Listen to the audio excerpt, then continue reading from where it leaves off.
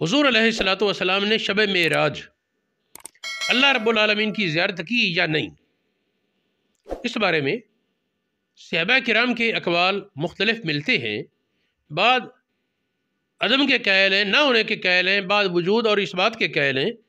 اختلاف تو ہے، لیکن جو نفی کرتے ہیں وہ ان میں سے کوئی بھی یہ نہیں کہتا کہ نبی پاک نے کہا میں نے نہیں دیکھا۔ وہ ایسی کیسی دلیلیں پیش کرتے ہیں کہ اگر ان دلائل کو مان لیا جائے تو امت کی غالب اکثریت کا یہ عقیدہ اہل سنت اور اکثر فرقوں کا بھی یہی عقیدہ ہے کہ آخرت میں قیامت کے روز اور جنت میں اللہ پاک کا دیدار ہوگا۔ تو وہ جو دلائل پیش کرتے ہیں نفی والے، ان دلائل کی روشنی میں تو پھر جنت میں بھی زیارت نہیں، اور یہ 2-3 نہیں، یہ 20 حدیثیں ہیں اس مسئلے پر، پھر سب کا انکار کرنا بنے گا۔ اہل سنت کے نزدیک آخرت میں دیدار ثابت ہے، یقین سے واقع ہے، تو وہ دلائل وہ شبہات سے زیادہ نہیں جو نفی کے قائلین پیش کرتے ہیں۔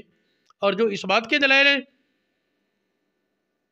اس بات جو مانتے ہیں، قرآن پاک میں بھی اس کا اصل موجود ہے، اللہ رب العالمین کے دیدار آخرت میں ہونے کا۔ اور یہ فرمایا ہے وجوہ یومئذ ناظرہ الی ربہا ناظرہ، قرآن پاک ہے، کچھ چہرے اس دن تر و تازہ ہوں گے اللہ رب العالمین کی زیارت کرنے والے۔ اگر زیارت ہونی نہیں تو پھر یہ کیا ہے؟ اسی طرح احادیث میں تو بڑی کثیر تعداد ہے۔ قرآن پاک کی ایک اور آیت ہے ہم الربہم یومئذ لمحجوبون، ہم الربہم یومئذ لمحجوبون، کافر ہی اس دن پردے میں ہوں گے اللہ پاک کی زیارت سے۔ اس کا بھی یہ مطلب ہے کہ اہل ایمان کو درجہ بدرجہ زیارت ہوگی۔ تو آخرت کے بارے تو اہل سنت کا اتفاق اور امت کی غالب اکثریت ان کے ساتھ، لیکن صحابہ کرام رضوان اللہ علیہم اجمعین میں بہرحال اس میں اختلاف تھا۔ عبداللہ ابن عباس رضی اللہ تعالی عنہما سے ثبوت ہے کہ آپ یہ کہتے ہیں نبی پاک نے اللہ پاک کی زیارت کی، یہ تو سب مانتے ہیں کہ ابن عباس سے ثابت ہے۔ اور یہ بات ایک اصولی ہے کہ نفی کی شہادت پر اس بات کی شہادت مقدم ہوتی ہے، مثبت کی شہادت مانی جاتی، اور نفی کرنے والے کی شہادت، نفی کی شہادت نہیں مانی جاتی۔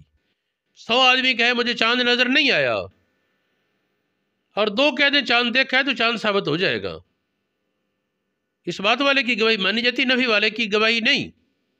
اب دیکھیں ابن عباس وہ کہتے ہیں جی زیارت کی ہے نبی پاک نے،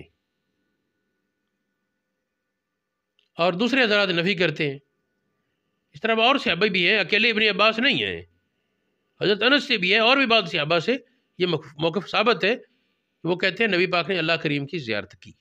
اس حوالے سے میں 1-2 روایات پیش کرتا ہوں۔ بہت سی تفاسیر میں ہے، ابن عباس کہتے ہیں ہم بنو ہاشم یہ سمجھتے ہیں، اما نانو بنو ہاشم ہم بنو ہاشم فنازم ونقول، ہمارا یہ خیال ہے، ہم یہ کہتے ہیں ان محمد رأى ربہ مرتين، نبی پاک نے اللہ پاک کی 2 بار زیارت کی۔ یہ مصنف ابن ابی شیبہ، ترمذی شریف، مسند احمد بن حنبل، مستدرک امام حاکم، الاحادیث المختارہ اور مشکات المصابیح میں موجود ہے۔ بعض روایات میں بے قلب ہی یا بے فؤادی کا لفظ ہے، لیکن زیادہ تر روایات میں وہ لفظ نہیں۔ بعض حضرات نے یہ لکھا کہ ایک بار سر کی آنکھ سے اور ایک بار دل کی آنکھ سے زیارت ہوئی۔ یہ طبرانی اوسط میں یہ حدیث موجود ہے، مجموع الزوائد میں ابن عباس سے یہ نقل ہے۔ ابن عباس کہا کرتے ان محمد رأى ربہ مرتين مرۃ ببصرہ و مرۃ بفؤادہ، ایک بار آنکھ سے اور ایک بار دل سے اللہ رب العالمین کا دیدار کیا۔ عبداللہ ابن عباس رضی اللہ تعالیٰ عنہ سے ایک اور عبارت ثابت ہے، فرمایا تم تعجب کرتے ہو کہ خلیل کا مقام ابراہیم علیہ السلام کے لیے ہے، کلیم کا مقام موسیٰ علیہ السلام کے لیے ہے، اور زیارت محمد الرسول اللہ کے لیے۔ فرمایا تعجبون ان تکون الخلۃ لابراہیم خلۃ لابراہیم والکلام لموسیٰ والرؤیۃ لمحمد صلی اللہ علیہ وسلم۔